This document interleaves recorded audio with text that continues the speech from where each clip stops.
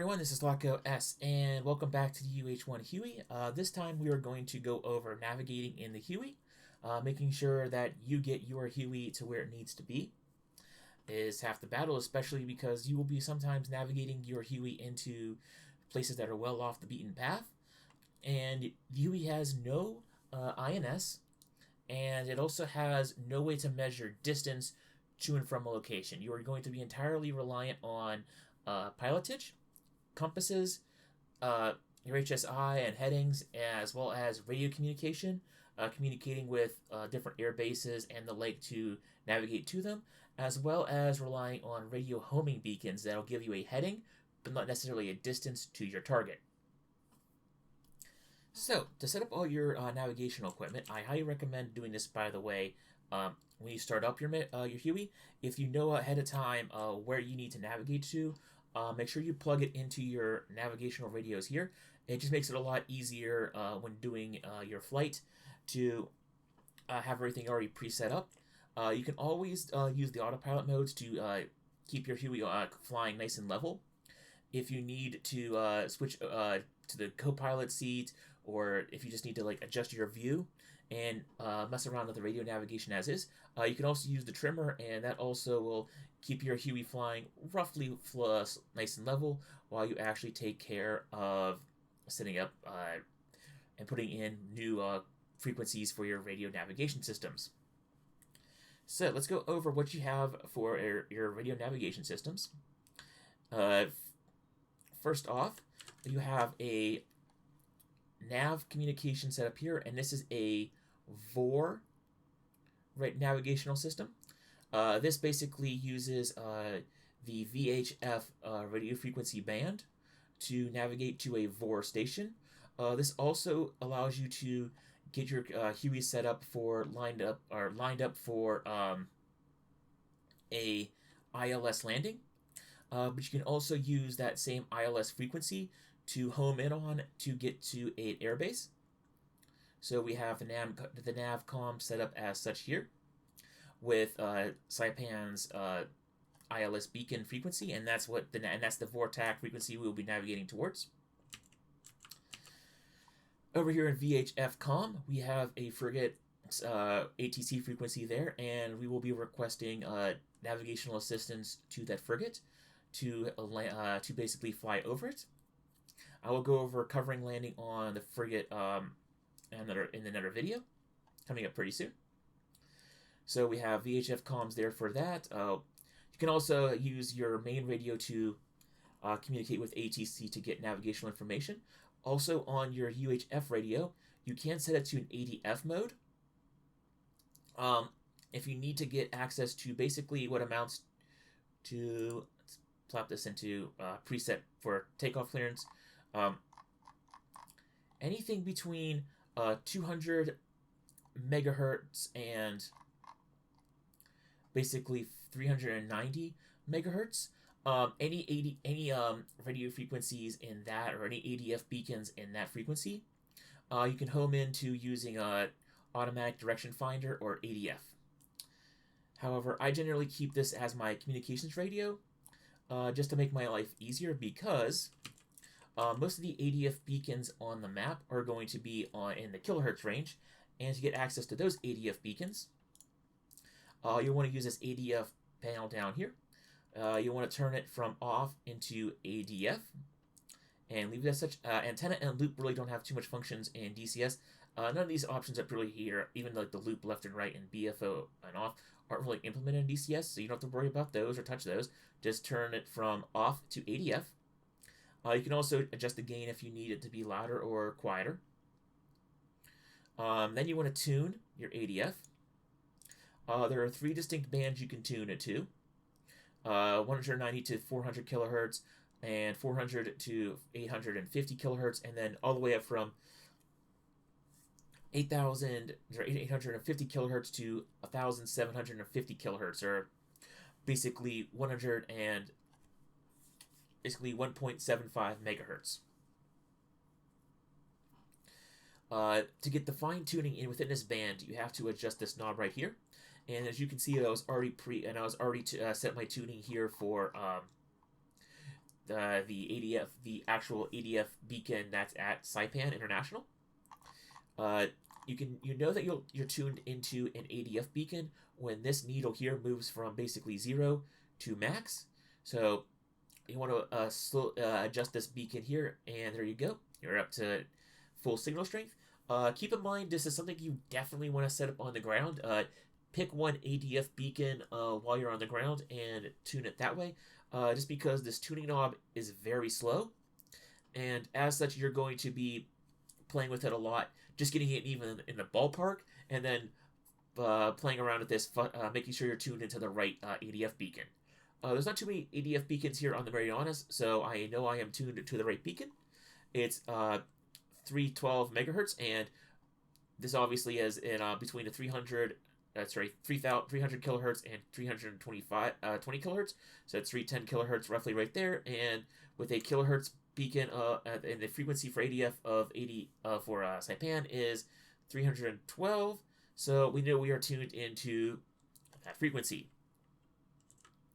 You can also home in on radio signals from your FM radio set, and we have our radio. We already have our radio tuned in to a frequency that we want to home into on our FM channel with 45 megahertz on FM band.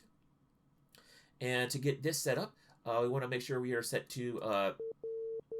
We can have this set to transmit receive, so we can listen to that radio, and then we can. In order to set this as our homing beacon, we can go to retrain and then go to home. And then this will set up our radio navigation for homing onto that beacon. I'll get the Huey started up, and then once we get it started up, I'll go ahead and point out all the HSI indications for everything up here. So, see you in a little bit.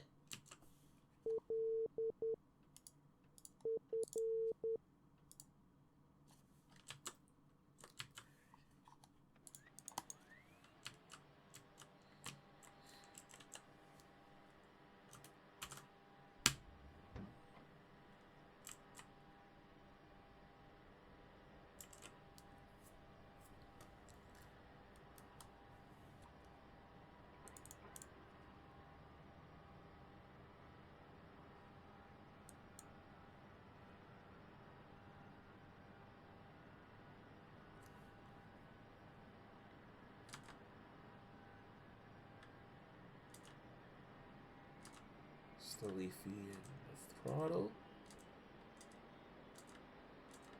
Cut the starter. Okay, there we go.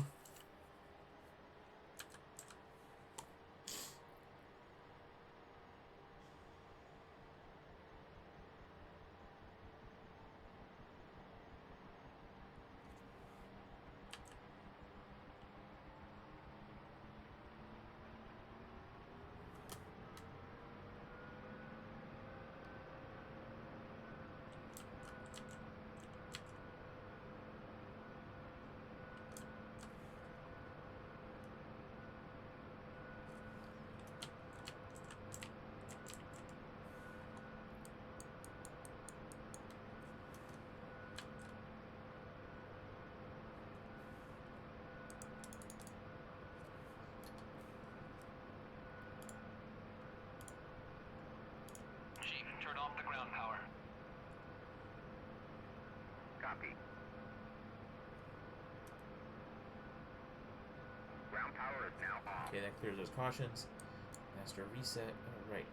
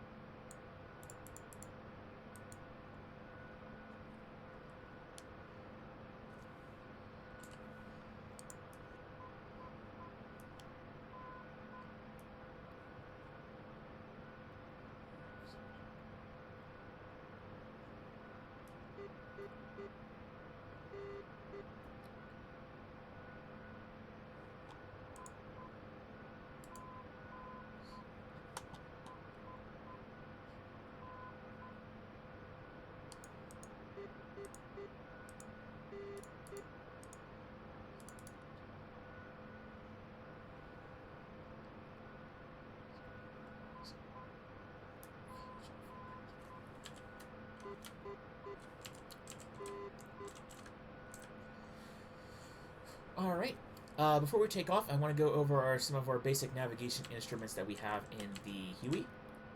Should also double check to make sure that the radar altimeter is on before we talk about that. The radar altimeter is going to be basically how you're going to be able to fly around at night. So you want to make sure you have your radar altimeter set. There we go. So that way you can navigate vertically and make sure you're not running into anything. You have your ADI here. You can use it to determine your pitch and attitude. It's not going to become super useful during navigating, but something you want to keep an eye on while you are. Down here, you want to make certain that your heading is set correctly. Again, you want to have the half circle and the cross both here on this little window right here. And we want to double check that the heading HSI here is pointing in the same direction that the compass is, and those both check out. Now the first navigational tool that we have is a heading bug. That way, if we want to know, if we want to remember, say we were told from taking off, we wanted to head at, for instance, basically 040. So we set our heading bug to, there we go, 040 right there. And we know that if we put our needle here on this arrow right here, we'll be heading at 040. We can then also switch between here on this HSI between VOR alignment there and ADF. As you can see, our ADF is actually pointing towards Saipan's ADF beacon right there, which is also on 040. So we'll fly around, we'll purposely fly off course, and you'll see how our heading deviates from the actual ADF beacon. And down here, this is our homing. This is how we home in on our both our ILS beacon. Sorry, both our ILS for instrument landing. But this also showcases how we navigate and line up for our VF homing beacon. So go here, turn this to homing, and you can see the needles moved around here, and we'll showcase how to navigate to that beacon right there. Also, your navigational radios will transmit Morse code. If they are set up in the mission editor to play an audio file, you can have your VF homing beacons, your FM homing beacons home in on units, and they could be playing a Morse code message to you. Your ILS beacons for VOR stations, as part of DCS, all of your TACAN and VOR stations will transmit their own Morse code to let you know that you're on the right beacon. Learning Morse code for DCS is actually a fairly useful skill, so that's something you might want to pick up. So we're going to go ahead, and because it's a little bit noisy with all these navigational radios going off, I'm going to turn on the volume.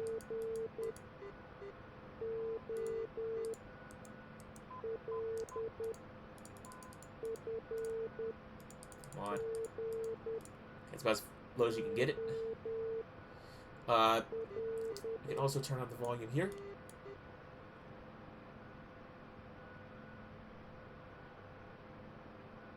Yep. That turns down the volume for your Morse code right there.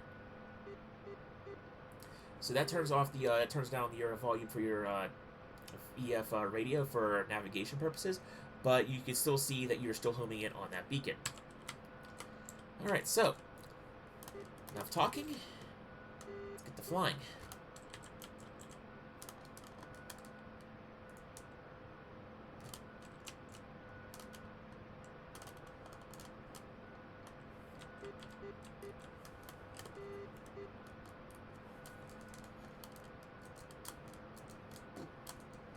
Hold on.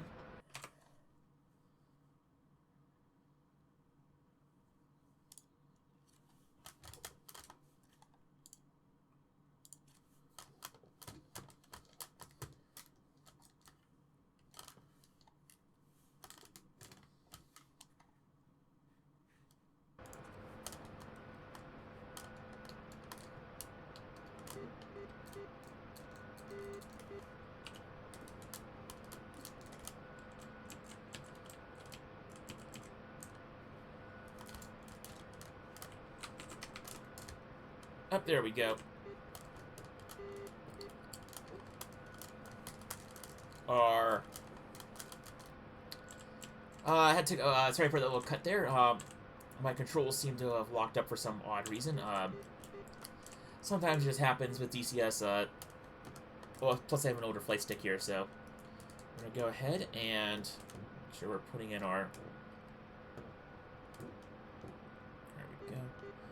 Ooh, a messy takeoff, but I'm not. Hold on. There we go. There we go. Must have had a trimmer input on unintentionally, so. There we go. Now that we're flying and we're a bit smoother, you see the ADF beacon now is pointing. Actually, now that we've cleared the trees, you can see the ADF beacon is pointing in the right direction. And if we go, say, north of. So you do north, you will see down below here, if I zoom in, our heading bug still remains at 04, while our ADF beacon will start slowly pointing towards due east.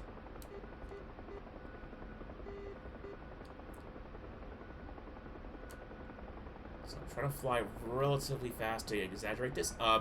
Do note with radio beacons, you are very much at the mercy of line of sight at times.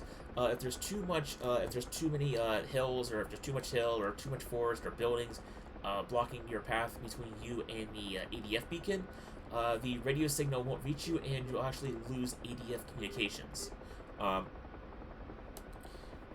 Also, if the ADF beacon is a fairly long distance away, and you're flying low enough, the actual curvature of the Earth will also block the signal. And the only way to regain ADF signal at that point is to fly high and try to regain the signal.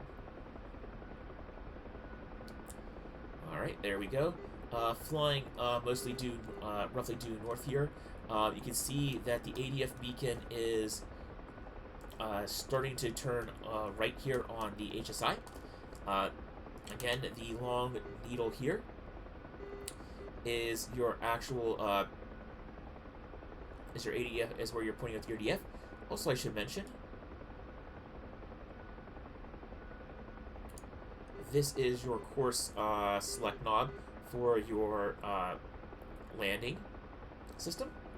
So you definitely want to make sure if you're coming in for landing on a ILS landing, you have this set correctly. However, whatever you set this to doesn't really matter. It's the homing needles and where they'll point to that'll matter later on. Alright, as you can see here, because we are heading off course, our original heading bug of 040 is starting to separate from the actual ADF beacon. This direction.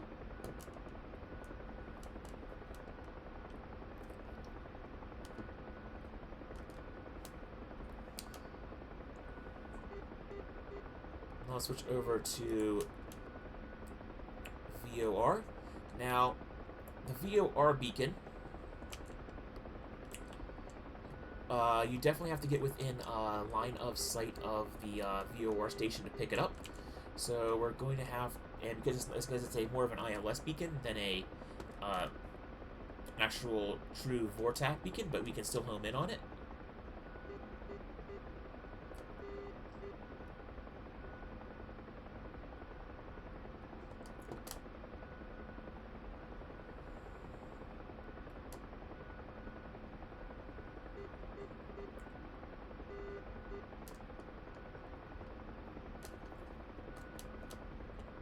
To make sure if we can see if this will work, we'll turn off.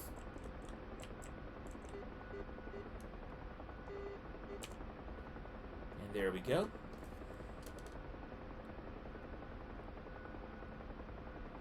You can actually see, believe it or not,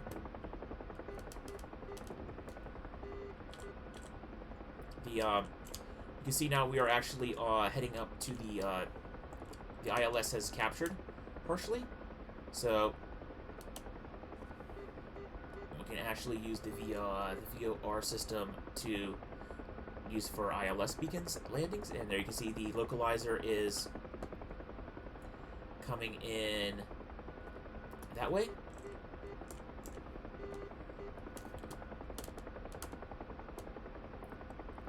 And we're going to fly over the ILS beacon.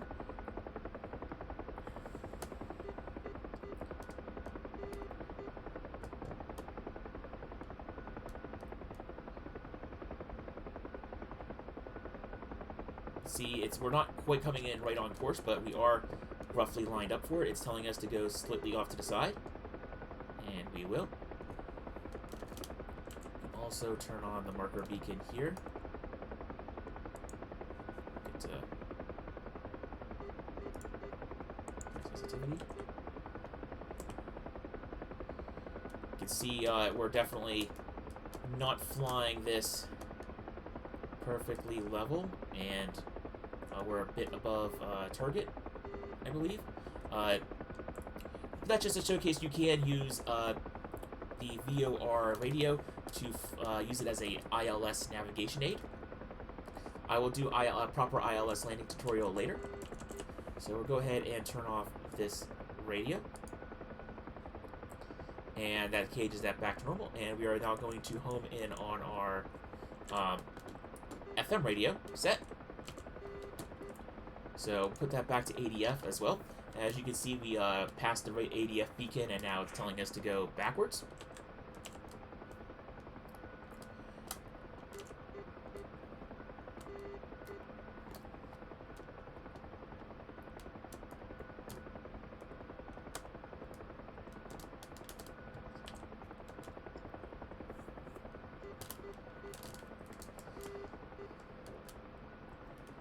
So our radio homing frequency set is telling us that we need to go left.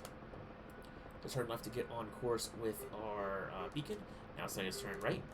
So basically, you want to fly the needle, to get the needle pointing straight, in order to navigate to your VF homing beacon.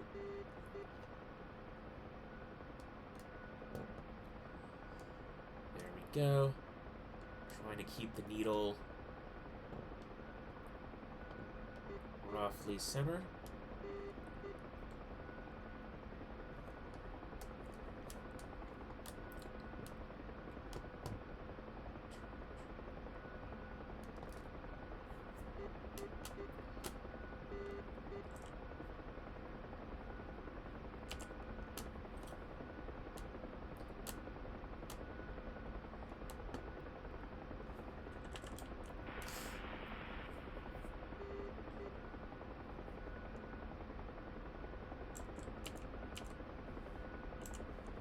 We can turn this up.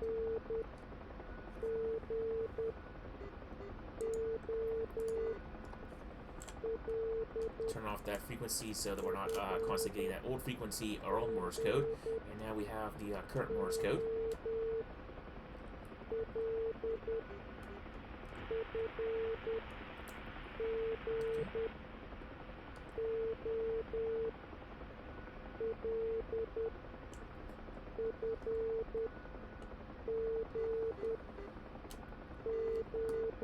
See, we're kind of losing contact with our ADF beacon every so often because of trees getting in the way or buildings getting in the way.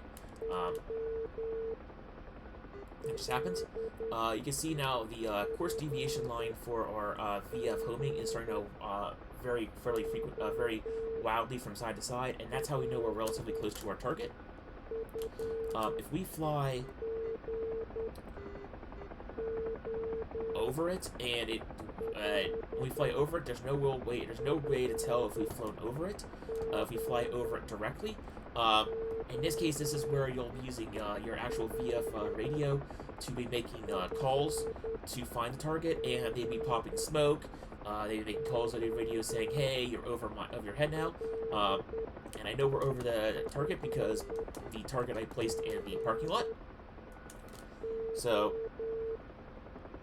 keep in mind that there's no way to tell if you've overflown the beacon or how close you are with this setup. your best bet is to see how hard and how often it's watched from side to side. The closer you get, obviously, the more violent the movement and the more aggressive it will turn from side to side.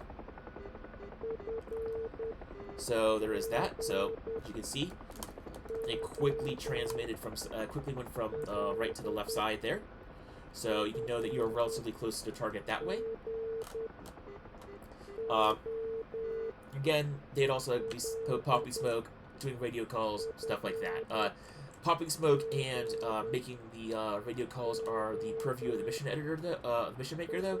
So if you're a mission maker, making VFM homing a part of your mission, make certain that once they are within visual range of the target and reasonably close, have your unit pop smoke and start talking to your player over the radio so that they know that they are actually in the area and they have to find a place to land. So that's it for navigation in the Huey. As you can see, our ADF beacon now is starting now to actually behave itself, and it is indeed pointing towards Saipan International Airport. So ADF is very much working there now again. So ADF you can use to navigate to fixed points on the map that have ADF beacons. You can also use VOR to also navigate to fixed points on the map. You can then use also FM radio homing to home in on ground units or anything that's transmitting on the FM frequencies. So you can use that also to navigate around. And lastly, before I go, just one last mention I should make about setting up the equipment. Highly recommend that you set up all these radios and navigational equipment on the ground. It is a little bit difficult to fly this and set up equipment if you're not experienced with flying the helicopter, and even if you are, it's just a lot easier to set up your equipment on the ground rather than fight with it in the air. Something I want to bring up and add in as an addendum to the navigation for the UH-1 Huey before I end the video for good. I'll let this in before I sign off for the video, just because that way I don't miss anyone. On the Marianas map, they do not have any VOR stations of any kind. So I realized something of note is that while you can use the VOR radio navigation to navigate to an ILS beacon and land on a runway, I figured I'd jump over here to a different map, the Syria map. Or no, sorry, in this case the Sinai map, where I'll point out that you can also actually navigate to beacons as well. So you can use the VOR navigation radio to navigate to a beacon like an ADF signal. So pointing this out here at Hatzerim, the VOR station here is 114.9 megahertz, but it also has an, I believe this airfield or another one. Let's pick up another one. Let's pick up International International Airport rather, like Cairo here. Cairo has an ILS of 108.90, so keep in mind that your air bases, they can have a ILS on roughly the same frequency and radio setup. You will have either the ability to tune in either to the ILS channel or to the VOR station. So keep in mind that tuning into the ILS will navigate. We have to get fairly close to the runway, and then it'll navigate you onto the runway. Or if you tune into the VOR station, it works like an ADF signal where you will actually be able to navigate to that beacon from any direction. So, just showcasing here, I have this VOR station set up in my navigation setup, and I have this ADF beacon in my navigation setup, and we'll go back to the copter. I have autopilot enabled. I have my co-pilot here keeping our Huey nice and level and going straight. So, again, you want to tune your VOR navigation radio to the beacon you want to go to, and in this case it is set to a beacon on an ILS station. Again, set this if you set this frequency to an ILS beacon, you'll set it up for an ILS landing. And then we have the ADF set up to its correct frequency. And to switch between ADF and VOR on the HSI here, you'll want us to use the ADF VOR control switch, and you can switch between the ADF beacon and the VOR station. And we'll go ahead and we'll speed up time a little bit so you can see the two beacons spread further apart as we navigate closer to them.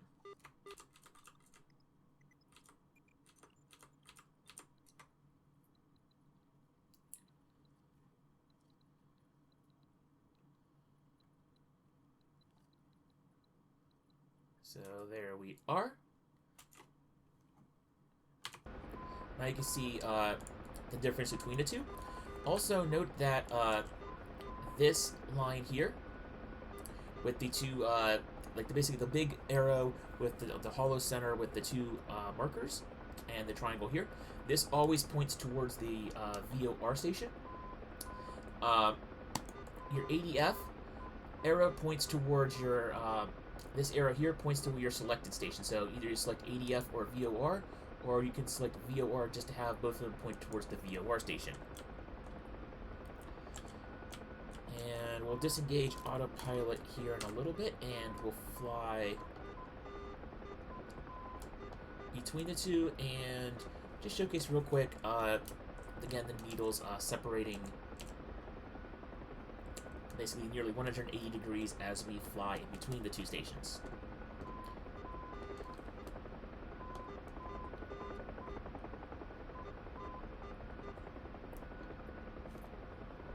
Speed this up.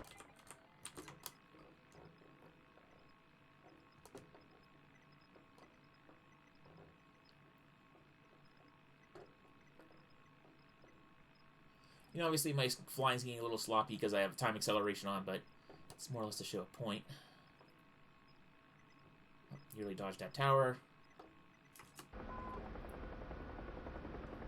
And you can see the ADF beacon has now basically is right behind us. And indeed we overflew the beacon, which was probably that tower. And the VOR is due south, and it is indeed more or less due south from us. So there you go. That's how that's the difference between navigating with VOR as a beacon versus using your VOR radio to navigate with ILS. So this is Laco S. I'm signing out here for today for navigation, and in the next video we'll be covering over how to land on a ship that is moving in a DCS world. So until then, see you around.